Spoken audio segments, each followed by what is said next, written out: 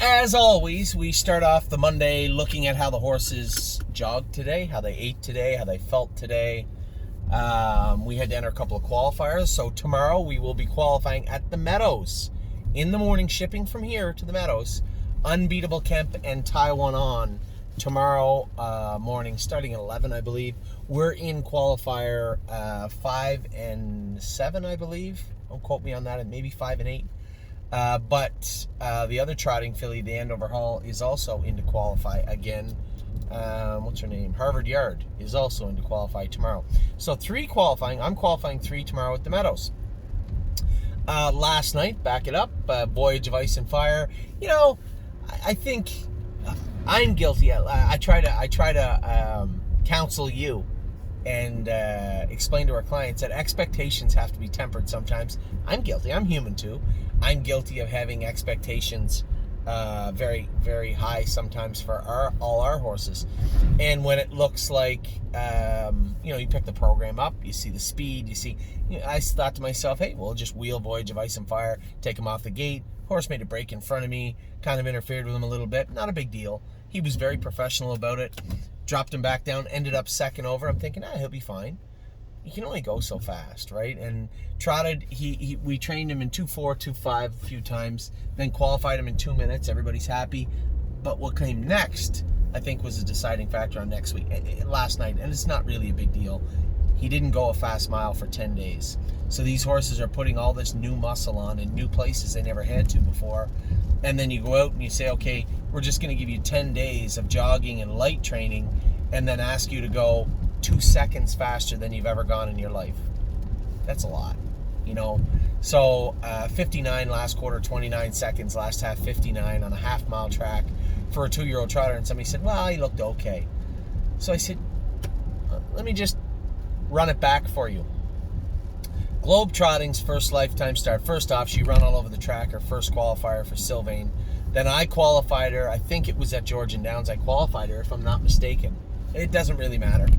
Her first start was at Georgian Downs, in with 3-year-olds and above, but a much more watered down group.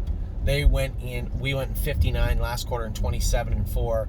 Everything worked out good. I moved her to the outside down the back around the last turn. A horse made a break on the outside of me. I stayed along the inside the whole way. I wheeled her out and she exploded and raced very, very well. But 59 last quarter and 27 and 4.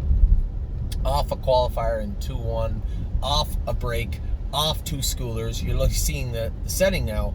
You're looking at 4 or 5 fast miles before she was actually asked to do what she could have done. Then she came out the next week, obviously, if your memory serves you, and was a winner in 157 out of the 8-hole at Northfield Park. But that work leading up to that mile was that mile was the culmination of the work leading up to it. Voyage of Ice and Fire hasn't had that work at all.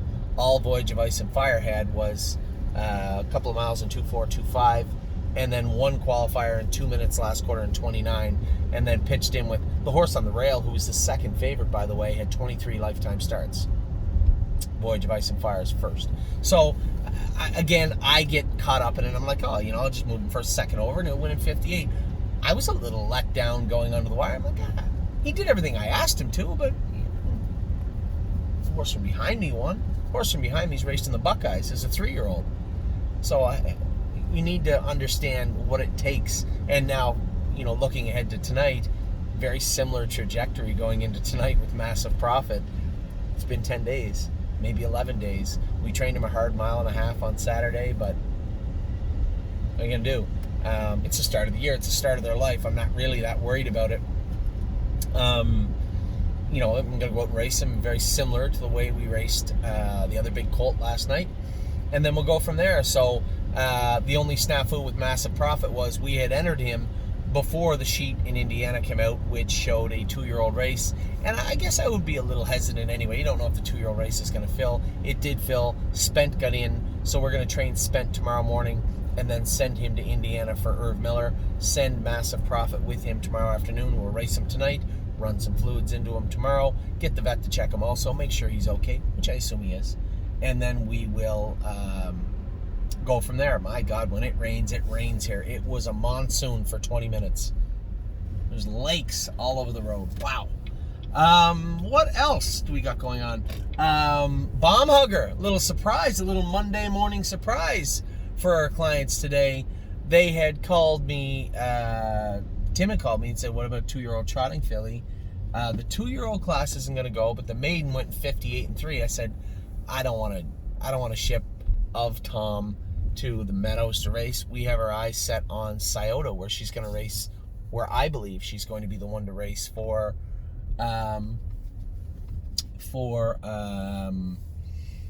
the Next Generation series. We'll take care of all that business this week with the Next Generation. You know, we are going to have to move the Luck of the Dragon spot to likely the Procrastinator spot. Now, I do want to see how these horses race on Wednesday night before I get too in tune. I trained Procrastinator today. I know it's a little tight, but we let his hobbles out again. So I don't know, is that going to play a big role? I scooted him 30 seconds on the end today in the jog cart. Didn't seem to bother him any. So we're going to go with that equipment change. That change, then we have Eyes of 10. That slot is going to have to be moved to one of 2 horses. Fair is fair. I know that I believe it should be Of Tom, or it could be Of Tom, but Purple Aura is going to race on Wednesday at Northfield, and we are going to have a very serious look at both her and Of Tom heading into the weekend before we have to make that decision.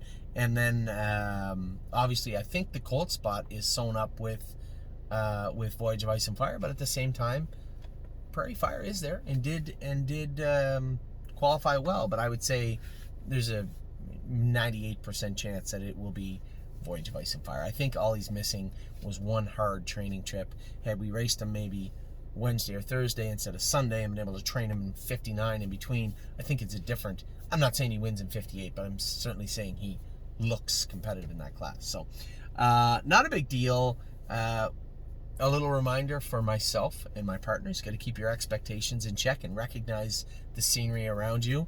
I think our expectations, definitely mine, were a little high last night for our boy Voyage of Ice and Fire, but he's one stiff training trip from being into and hopefully a factor in the Next Generation series. Now circling back, as I said, Bomb Hugger is in to go with the Meadows. Now you might say, why the Meadows? Well, it's a good 12 days from her first race. It's not on a half-mile track, although her racing's on a half. Bomb Hugger has no issues with a half-mile track, but putting speed into her on a half-mile track, those little tracks, they kind of suck for that, right?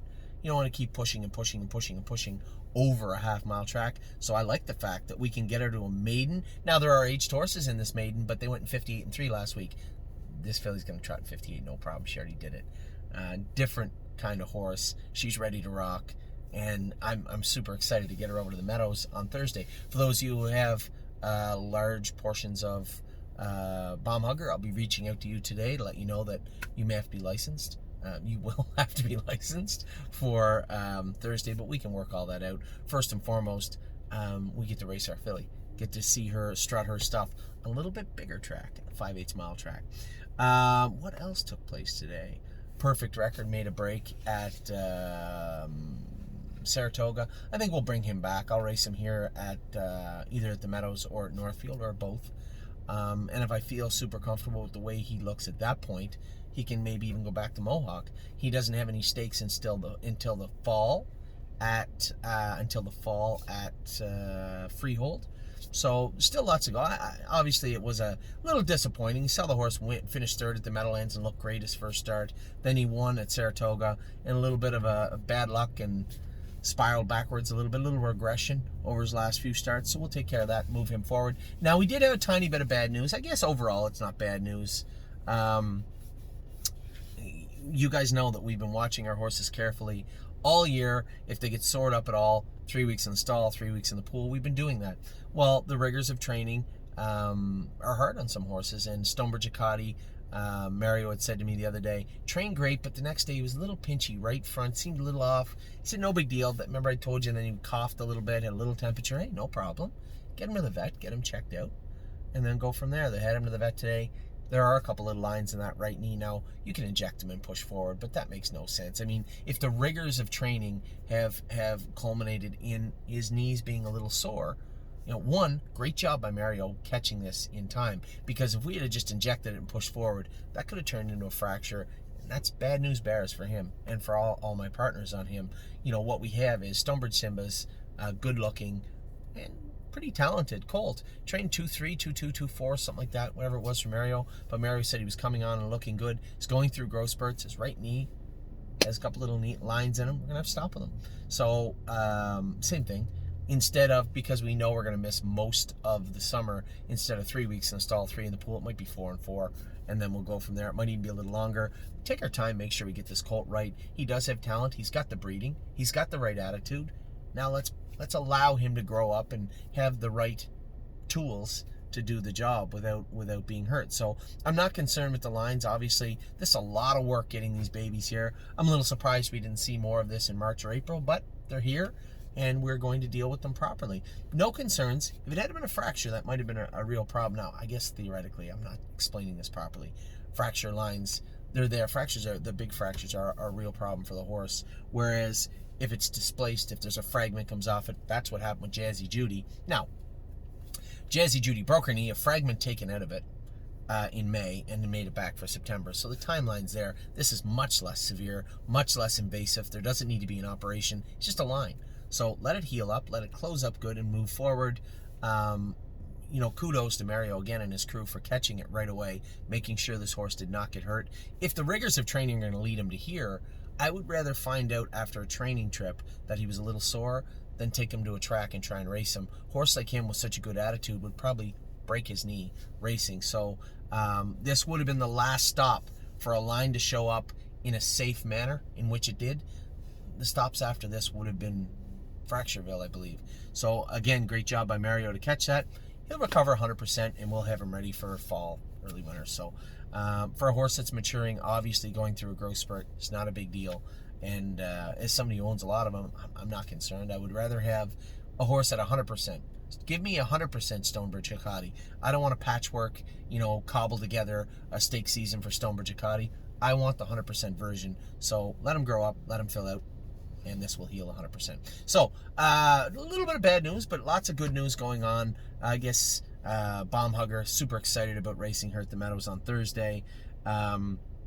Having her horses into race, going back, watching the replay of Voyage of Ice and Fire and looking at it with a fresh, realistic set of eyes. The horse raced fantastically, did everything perfect, top marks across the board for the way he behaved, what he did, how he did, and how he did it. He worked as hard as he could. So top marks across the board for him, a fail for me as an owner. And then we have massive profit tonight, spent on Friday. Our horses on Wednesday, Purple Laura, Procrastinator, Cruising, Confederate Cruiser.